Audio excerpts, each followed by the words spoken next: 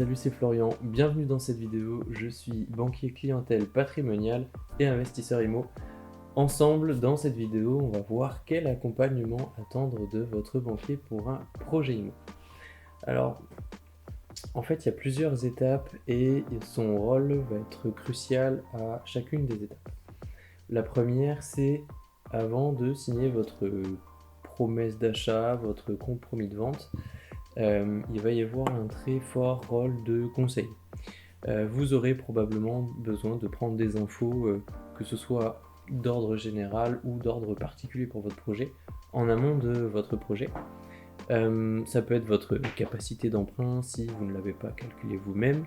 Ça peut être les contours juridiques de certains prêts si vous avez si vous êtes éligible à emprunter avec certains prêts, comme le prêt à taux zéro, etc. Ça peut même être vous expliquer le déroulement d'un achat de bout en bout, hein, que ce soit pour vous rassurer ou pour vous refaire un récap. Voilà, son rôle est assez général en fait à ce moment-là, que ce soit votre premier achat pour vous expliquer ou pas forcément d'ailleurs, hein, on vous demande pas si c'est votre, enfin si on vous demande parce que c'est intéressant, mais que ce soit votre achat, votre tout premier achat ou pas, les conseils qu'on vous donnera seront les mêmes. Pareil, si c'est pour acheter pour vous ou pour du locatif, les conseils sont adaptés et en fait, il n'y a pas de réponse préformatée, c'est en fonction de la situation et du projet. Voilà, le rôle premier de votre banquier, c'est de répondre à toutes vos questions, vous donner des infos générales au début.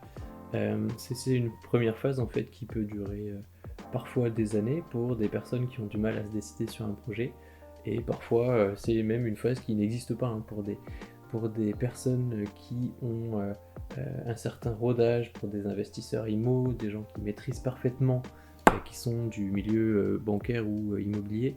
C'est une phase qui n'existe que peu ou pas d'ailleurs. Deuxième phase. Une fois que vous aurez signé votre compromis ou votre promesse ou quoi que ce soit d'autre, il va y avoir une phase plutôt de récolte de données. Le banquier, son accompagnement à ce moment-là pour vous, c'est de vous demander un tas de documents, c'est d'être relou et de vous dire il manque tel document par rapport à telle façon de construire votre dossier, par rapport à telle pièce pour votre projet en particulier, etc. Ça peut être en plusieurs phases, hein. Ça peut être d'abord une simulation, puis on se rend compte que vous êtes éligible en fait à une autre façon de construire un prêt IMO. Typiquement, si vous êtes éligible à certains types de prêts, on peut s'en rendre compte sur le tas sans qu'on en ait forcément eu l'idée au début. Donc voilà, c'est itératif et petit à petit on consolide votre façon d'emprunter pour arriver à la version finale. Voilà, c'est là aussi où le banquier peut vous accompagner pour régler affiner certaines lignes. Ça peut être la durée du prêt en fonction de la mensualité que vous souhaitez vous avec votre reste à vivre, etc. Ça peut être les assurances emprunteurs, il y a aussi un rôle très pédagogue à vous expliquer ce qu'il y a dans une assurance emprunteur, les options que vous pouvez choisir ou pas, etc. Voilà, ça peut être aussi vous expliquer comment vont se faire les transactions à la fin d'ailleurs, hein, pour les virements, etc. Son rôle aussi va être de tout mettre à jour niveau conformité, que ce soit voilà, les interlocuteurs, les paramètres du prêt, savoir si par exemple les entreprises auxquelles vous faites appel pour faire certains travaux de rénovation énergétique sont éligibles, etc. Voilà. Il y a aussi un volet conformité qui est très fort en fait. Troisième étape, ça va être de défendre votre dossier avec vous pour avoir les meilleures conditions possibles pour votre prêt. Ça va être pour obtenir un meilleur taux d'intérêt, ça va être pour avoir une dérogation sur un taux d'effort ou un taux d'endettement si jamais c'est possible. Voilà. C'est une phase où souvent la globalité des gens se dit qu'en fait c'est une négociation de la personne qui emprunte contre son banquier. En fait pas du tout. C'est une négociation de la personne qui emprunte, l'emprunteur, et du banquier parce que c'est leur but à tous les deux, que vous ayez les meilleures conditions possibles de taux, de prêt, de durée, de conditions, etc. Voilà, c'est deux personnes qui mettent en cohésion ce qu'elles peuvent apporter comme élément pour défendre les meilleures conditions auprès de l'organisme prêteur qui prête de l'argent à la banque pour le prêter aux particuliers. Parce qu'en fait, le banquier va défendre votre projet. Donc il a besoin à ce moment-là de vous accompagner, vous expliquer ce qu'il a besoin pour le défendre, ce qu'il a besoin, ce qu'il attend de vous pour pouvoir demander une dérogation sur le taux d'intérêt, etc. Libre à vous d'accepter ou pas, ça dépend des banques, ça dépend des actions qu'ils ont en possibilité sur le moment, etc. Enfin, il y a le moment du financement. À ce moment-là, le banquier vous guide sur quoi faire et quand.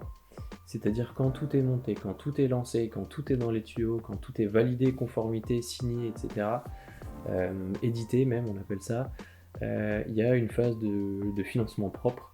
C'est-à-dire que soit il entre en contact avec le notaire, soit il vous dit voilà, j'ai besoin de l'appel de fonds du notaire, demandez-le au notaire.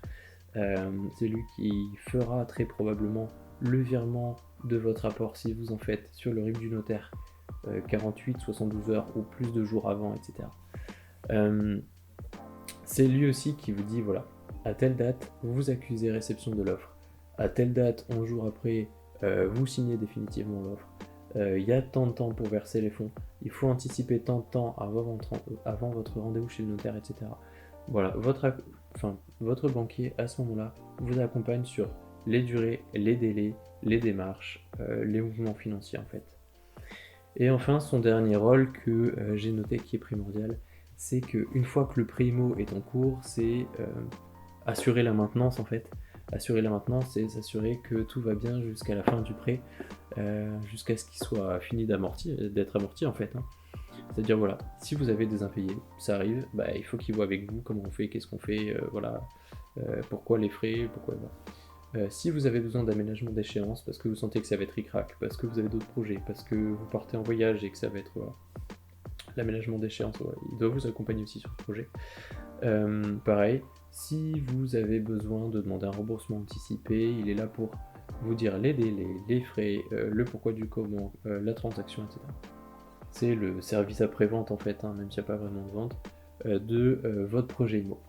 Donc les accompagnements, en récap, c'est avant une signature quelconque, que ce soit un compromis ou une offre ou une proposition d'achat, c'est quand il faut monter le dossier du crédit.